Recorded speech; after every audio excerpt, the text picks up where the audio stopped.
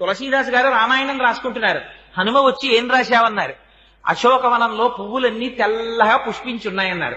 నీ మొహం ఎర్రగా ఉన్నాయన్నారు హనుమ. అంటే కాదు స్వామి, నేను మానసికంగా దర్శనం చేశాను, అశోకవనంలో చెట్లకి తెల్లటి పువ్వులు ఉన్నాయన్నారు తులసీదాస్ గారు.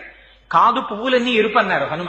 అంటే నేనా సుందరకాండలో వెళ్లి చూసొచ్చిన వాడివి నువ్వా, నేను చెప్పినట్టు రాయి పువ్వులు ఎరుపని మార్చన్నారు. అంటే తులసీదాస్ గారు, అమ్మ బాబోయ్ ఇంతో మనం ఎక్కడ వాదిస్తాం, ప్రత్యక్ష సాక్షినంటాడు అని రామచంద్రమూర్తిని ధ్యానం చేశారు. రామచంద్రమూర్తి ప్రత్యక్షమయ్యారు.